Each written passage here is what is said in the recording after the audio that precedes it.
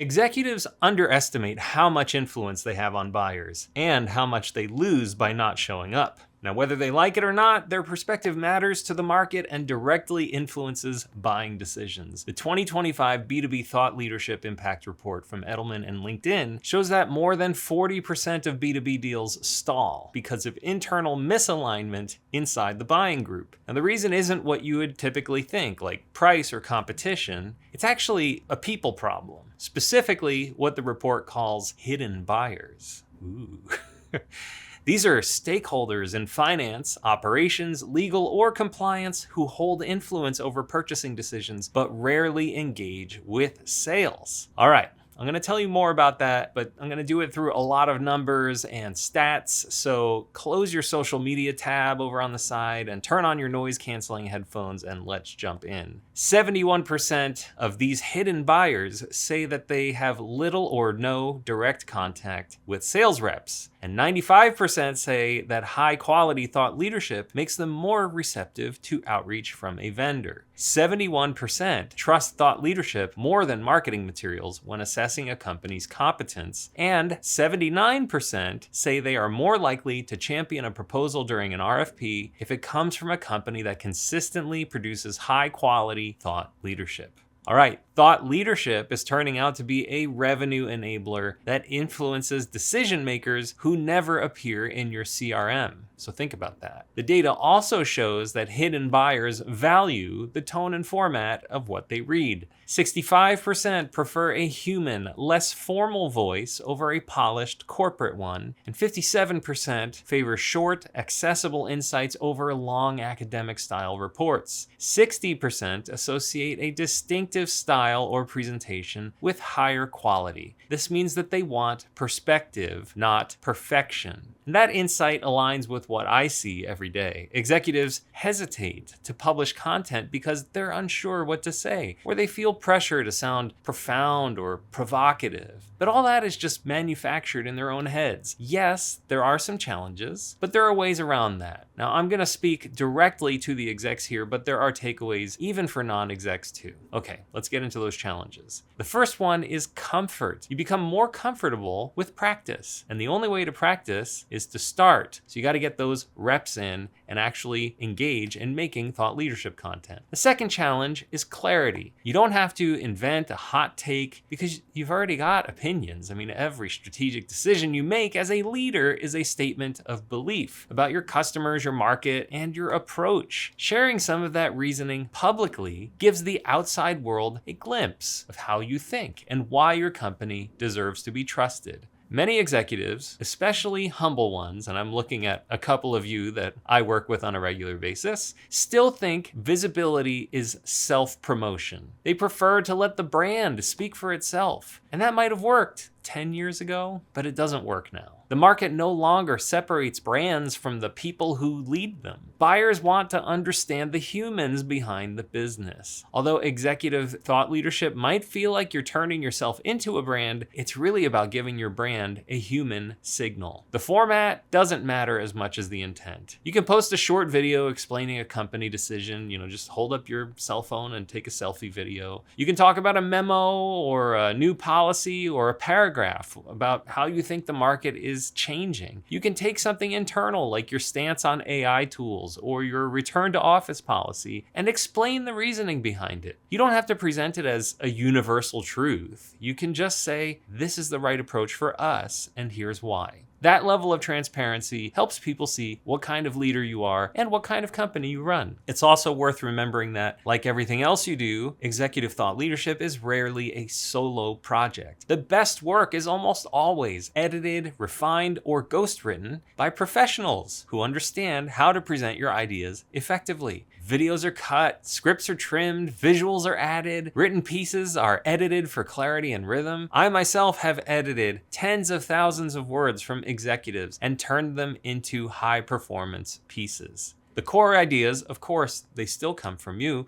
but everything else like the structure, tone, format can and should be delegated. If you have experts who handle your finances, your legal work, or your public relations, there's no reason not to have professionals manage your communication too. And delegation doesn't dilute authenticity, it just ensures that there's quality and consistency. The Edelman report makes it clear that quality actually matters. High quality thought leadership builds credibility. Low quality thought leadership damages it. Something to keep in mind for all you DIY CEOs who insist on posting your own stuff all the time. Hidden buyers, in particular, are drawn to content that challenges assumptions and introduces new ideas. In fact, 86% of them prefer thought leadership that pushes boundaries instead of confirming what they already think. 91% say that great thought leadership helps them see opportunities or problems they hadn't recognized before. That means your perspective doesn't need to be controversial. You just have to be thoughtful and specific. Just say what you think. Express your opinions. It helps people. If you can explain how your company solves a real problem, especially differently than the competition, that is enough to establish authority. Or if you have an opinionated way of solving a problem, talk about that. It doesn't matter if it's the same thing that 5 other companies do, because you're going to have your own spin on it. Now, another important finding from the Edelman study is that C-level visibility drives real influence downstream. 41% of hidden buyers say they have considered a vendor specifically because a C-suite exec endorsed or shared that vendor's thought leadership. That is a measurable cause and effect relationship between executive visibility and deal flow, which means that if you have a broad network of executives like on LinkedIn following you and seeing you speak at events or whatever it is, and they share your content with their teams, that is going to influence buying decisions. Now, execs sometimes dismiss thought leadership as a marketing exercise, but the data in this report shows it's much closer to sales enablement. It prepares the ground for sales conversations before the first meeting ever happens. And as I have repeated on this channel so many times, content is the new discovery call. Thought leadership helps the people inside your prospects' organizations advocate for you, and it builds recognition that can outweigh brand familiarity, because 53% of buyers say strong thought leadership reduces the importance of brand recognition. In other words, sharp ideas outperform big names. So you don't have to be the biggest fish in the pond, and you can even go up against the big fish, and you have a much better shot at it now than ever. The final misconception I want to go over is that thought leadership must be heavy or time-consuming. Believe it or not, it can actually be fun if you let it, if you work with cool people. Or, it can be tedious if you overthink it or work with the wrong people.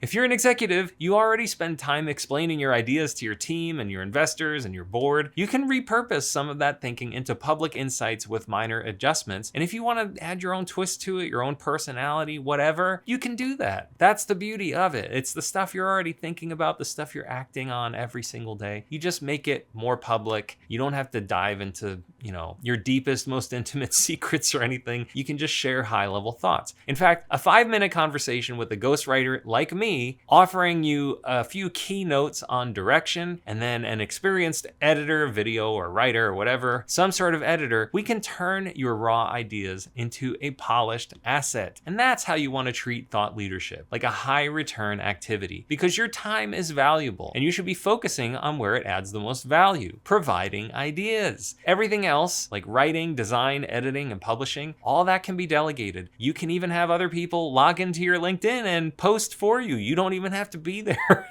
So consistent communication creates measurable returns. And we have so much data for the social media content that we have produced. Like, we have thousands of % increased our clients, follower counts, their engagements, all of this stuff. And if you get really good at it, or if you hire someone who is good at it, over time you'll start noticing patterns, like prospects who reference your posts during meetings, or analysts who cite your company in reports, or media outlets that quote you in their articles. Those signals mean that your thought leadership is working. It's influencing conversations that you'll never attend, inside organizations you haven't reached yet. And in a market where hidden buyers control as much influence as visible ones, silence now has a cost. Thought leadership gives you a way to participate in decisions long before they become opportunities. It shapes perception, it builds trust, and it keeps your company in the conversation even when your sales team isn't in the room or they're not really doing their job that well.